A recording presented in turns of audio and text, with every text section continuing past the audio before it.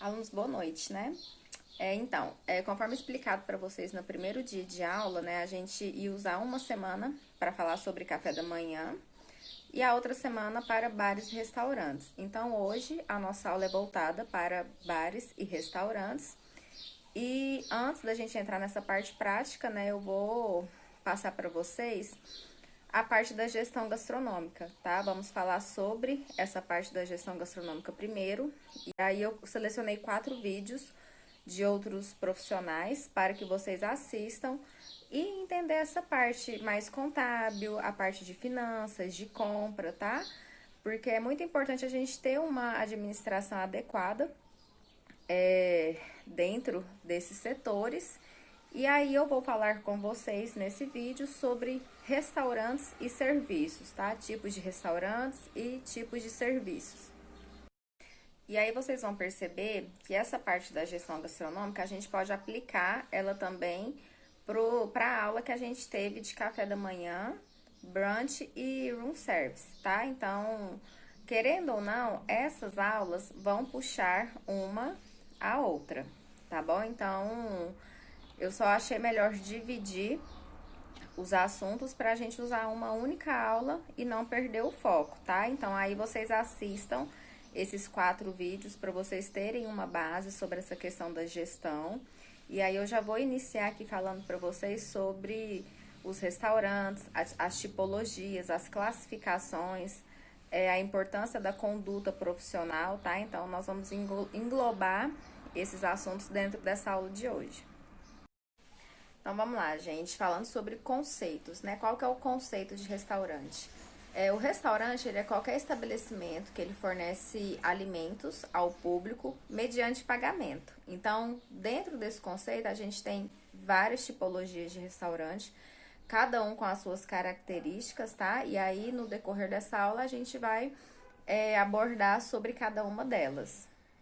E aí, gente, falando sobre a questão da classificação, os restaurantes, eles podem ser classificados de diferentes maneiras, tá? Então, eles podem ser classificados como restaurantes de luxo, restaurantes de primeira categoria, segunda categoria, terceira, ou então pela tipicidade, o tipo de serviço, o tamanho do espaço físico, tá? Até quanto à questão temática, também isso aí tudo envolve as classificações de restaurante. Agora, quando a gente puxa isso para a questão do hotel, né, um restaurante de hotel, algumas coisas a gente tem que observar. Por exemplo, um hotel de 5 estrelas, jamais ele vai poder ter um restaurante de terceira categoria, tá? Então, são coisas óbvias que a gente tem que começar a prestar atenção.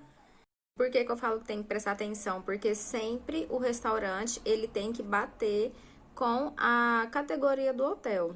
Só que isso não significa que esse hotel não possa ter um restaurante típico, entendeu? Ele pode ter um restaurante típico, porém de uma categoria que bata com a do hotel. Então, conforme eu coloquei aqui na apostila, eu coloquei algumas categorias com as suas características, né? Então, o que a gente pode citar como exemplo? A gente tem aqui a questão das pizzarias.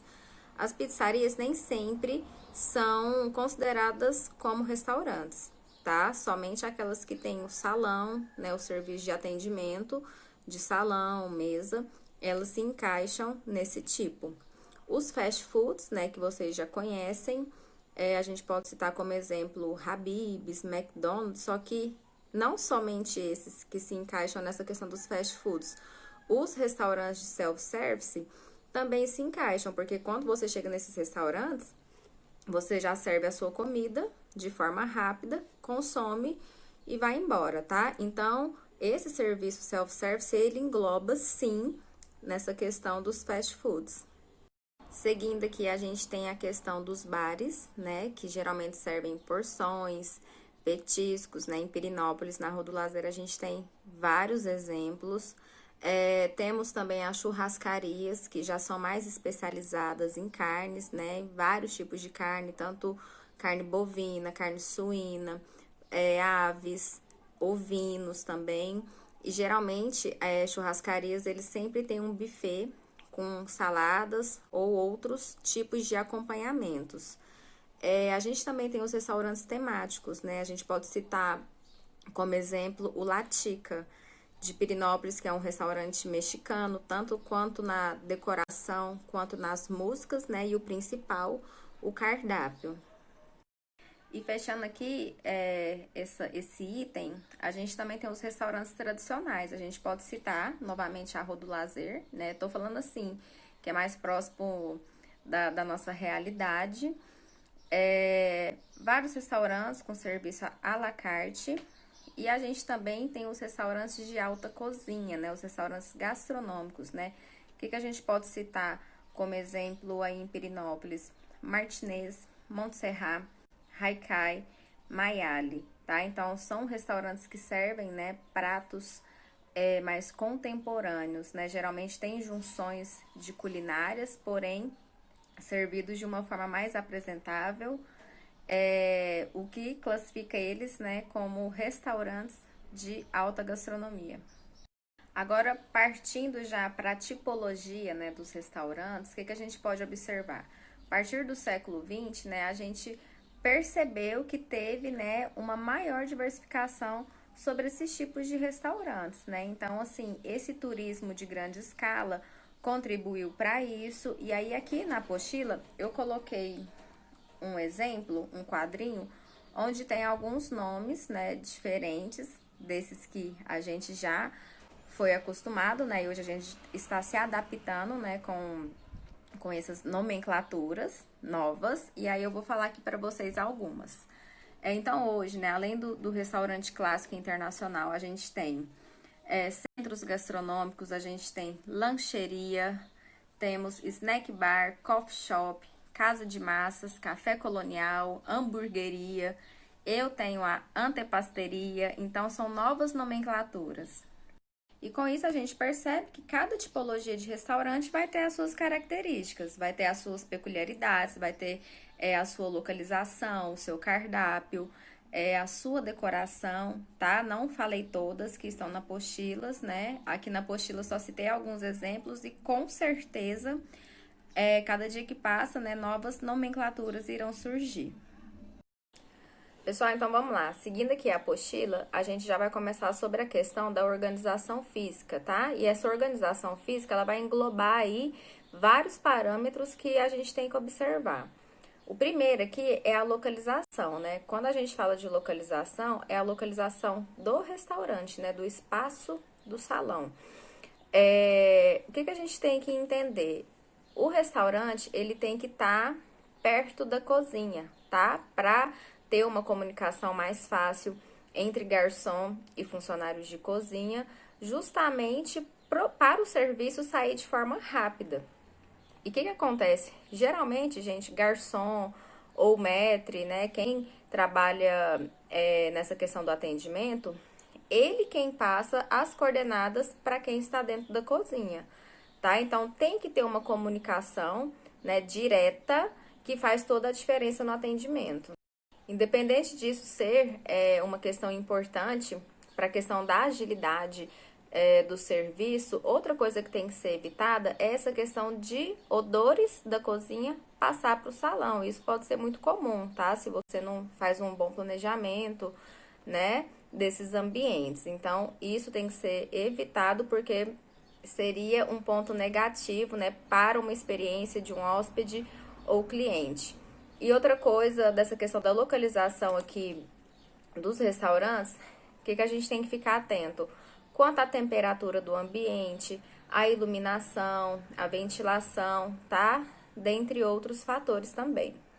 Agora falando aqui sobre os espaços, né? Geralmente o espaço da sala do restaurante, ele é composto por mesas, cadeiras, geralmente tem aparadores de apoio, onde certamente vão estar talheres, outros pratos. E o que acontece? Esses espaços, eles têm que ser planejados, né, com a disposição de cada coisa.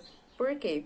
Justamente para você ter uma boa movimentação dentro desse espaço, tanto o cliente ou hóspede, quanto os funcionários, tá? Porque imagine você monta um espaço desse onde fica difícil a locomoção, onde as mesas ficam muito juntas, onde você não tem o espaço para você poder circular de forma tranquila, tá? Então, isso aí também é um ponto que tem que ser bastante observado. Isso que eu falei, gente, tem a ver com o quê? Com o conforto e com a qualidade do serviço, tá? Eu tava falando das mesas, por exemplo, pensa você chega num restaurante, você senta numa mesa que você fica olhando para a parede. Você senta numa mesa que você fica ali perto da entrada do restaurante ou da saída da cozinha. Então, é um fluxo de pessoas toda hora entrando e saindo. Então, a gente não fica confortável com uma situação dessa. Quando a gente fala também dos restaurantes de hotel, o espaço, né, físico dele geralmente vai ser também dimensionado de acordo com o tanto de apartamento que eu tenho, tá? E aí, né, tem que ser aplicado as mesmas coisas que eu falei anteriormente, que vocês também vão compreender melhor na apostila. Tá, mobiliário. O mobiliário, gente, geralmente ele tem que estar em harmonia com a proposta do restaurante. E na escolha desses mobiliários, é muito importante que a gente preze pela qualidade, justamente para você não ter que preocupar em trocar, em restaurar, porque tudo isso vai influenciar, né, nas suas despesas. Mobiliários que tenha, né, uma fácil limpeza. Geralmente a gente buscar pelo padrão também, né, caso eu precise repor algum mobiliário, então eu vou achar com mais facilidade. E principalmente oferecer o conforto, tá? Para os comensais, né? Dentre outras coisas que estão aqui destacadas. E aí, eu coloquei aqui alguns móveis, né? Os mais necessários para se operar dentro de um restaurante, né? Então, as mesas. A gente encontra mesa, gente, de vários formatos. Então, quadradas, redondas, retangulares, tá? Isso aí, essa escolha e o formato depende muito da clientela que você quer que frequente o seu restaurante, né?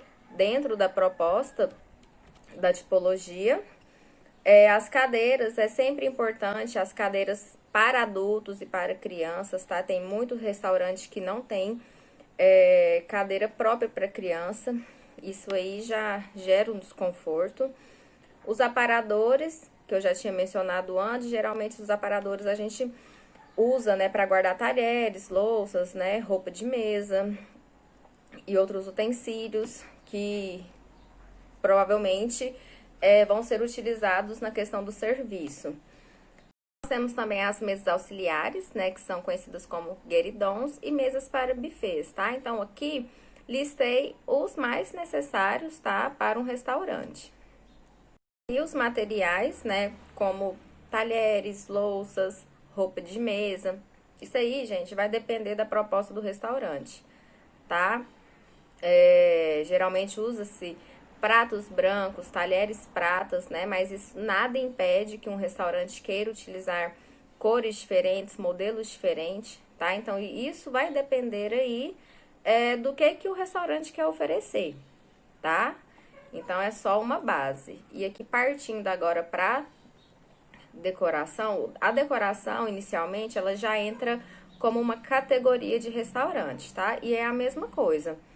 Cada restaurante vai criar a sua decoração. Só que a gente tem que observar algumas coisas que são importantes serem analisadas. Falando em espaço físico, o que a gente tem que observar?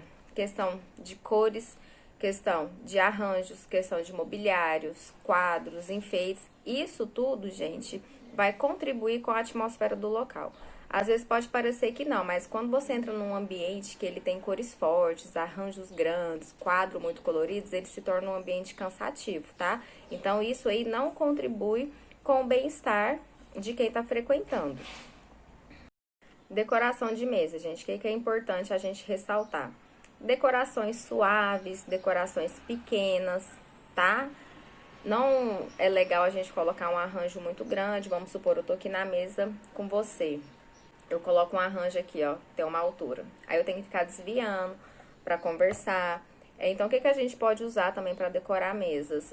Flores, folhagens, frutas, tá? Nada que exale cheiros também muito fortes, né? Pra não incomodar, tá? Então, isso aí também é muito importante. Assim como a música ambiente, tá? A música ambiente sempre tem que ser de um volume tranquilo, nada tão exagerado. As músicas também tem que ser músicas adequadas para o local, né? Vamos supor, um restaurante temático, ele coloca um restaurante italiano com música italiana, então ele tá ressaltando, né, a sua tipologia.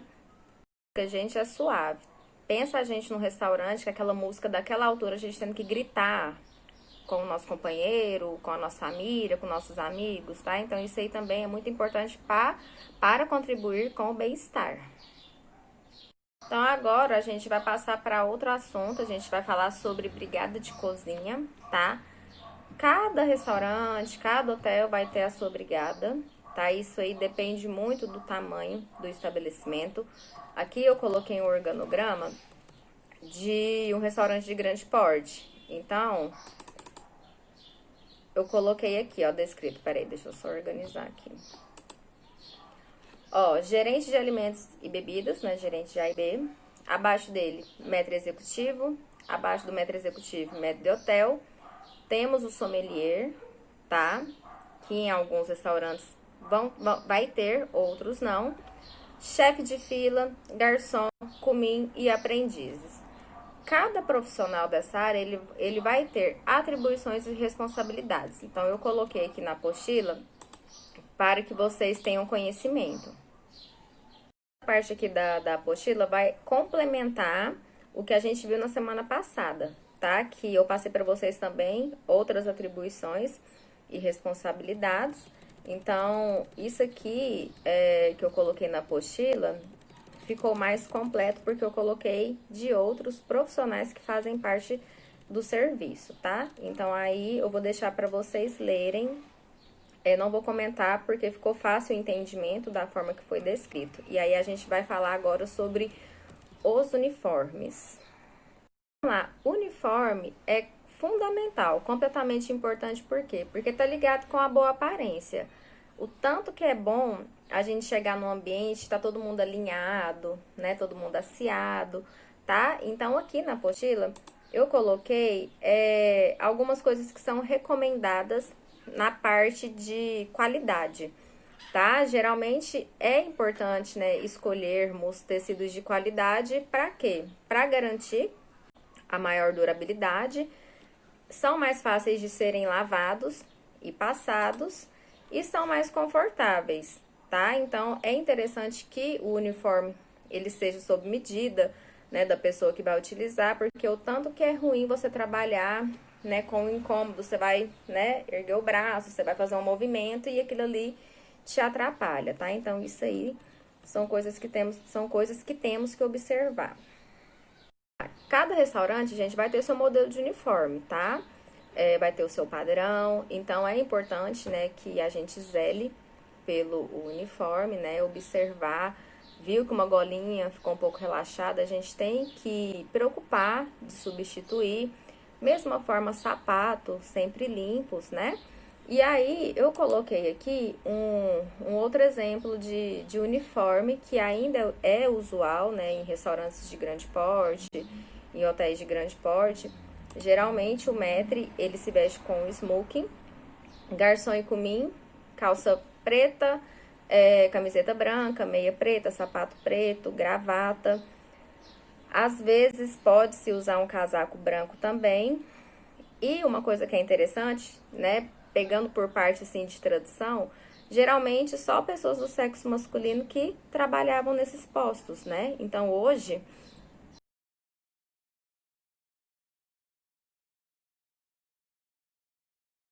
aqui agora nessa parte de requisitos pessoais e conduta profissional, o que a gente tem que observar? Hoje o restaurante ele faz parte da sociedade moderna. Então, antigamente as pessoas iam em restaurantes para se alimentarem, né? Só que hoje não. Hoje a gente marca para rever um amigo, hoje a gente marca uma reunião, hoje a gente fecha negócios nos restaurantes. Então, o pessoal que trabalha, né, nesses ambientes, hoje eles têm que estarem preparados para lidar com vários tipos de pessoas, tá? E em decorrência disso, nós vamos falar aqui sobre alguns aspectos que são importantes E a gente vai começar falando aqui pela questão de asseio e hábitos. O restaurante é um local onde a gente manipula alimento.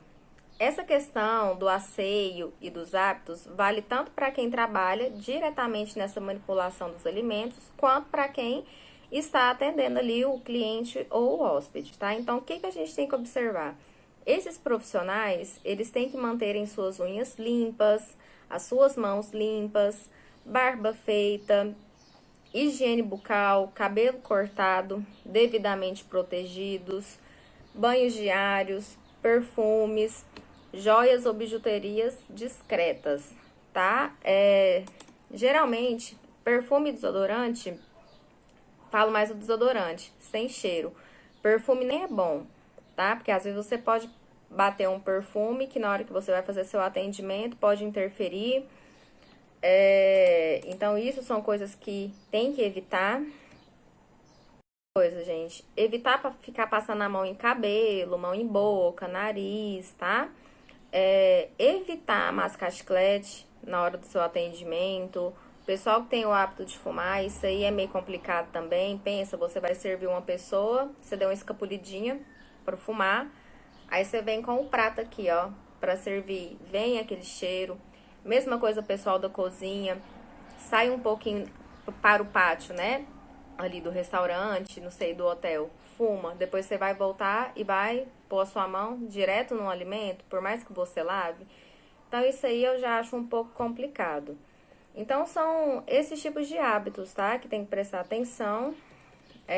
A questão da cortesia e da educação, tá? Isso aí tanto para com o hóspede ou o cliente, quanto no ambiente de trabalho ali, com seus colegas de trabalho. Isso aí é muito importante. Depois, trabalho em equipe, cooperação, tá? Isso aí é muito importante, né? Quando a gente tem esse espírito de equipe, consegue trabalhar em cooperação, a gente tem mais chance do nosso serviço ser 100%. Honestidade, isso aqui é muito importante, esse tópico aqui. A gente tem que ser honesto no nosso ambiente de trabalho, tá? Isso aí tem muito a ver com o caráter da pessoa. Eu até coloquei um exemplo aqui, por exemplo, quem nunca, gente, foi garçom e ao você servir um drink, né, uma dose, né, na verdade, tem cliente que fica pedindo choradinha atrás de choradinha. Às vezes o funcionário cai nessa onda, né, achando, vou, né, fazer o que ele tá me pedindo, porque depois ele vai me dar uma gorjeta, né? Só que a gorjeta é uma coisa individual, né? E as choradas vai repercutir lá nos lucros da empresa, tá? Então, isso aí a gente tem que prestar muita atenção. Outra coisa, autodomínio. Quem nunca também, né? Quando eu falo quem nunca, é quem já trabalhou de garçom. Não atender um cliente sem educação, sem paciência. Então, a gente tem que ter o autodomínio para saber lidar, tá? Com esse tipo de situação. E fechando aqui esse tópico, né? A questão da formação profissional. Né? Um bom serviço, ele vai estar relacionado, né, com a formação profissional da equipe, se transformando num atendimento 100%, tá? Num serviço 100%. E agora a gente vai falar aqui sobre organização de serviço.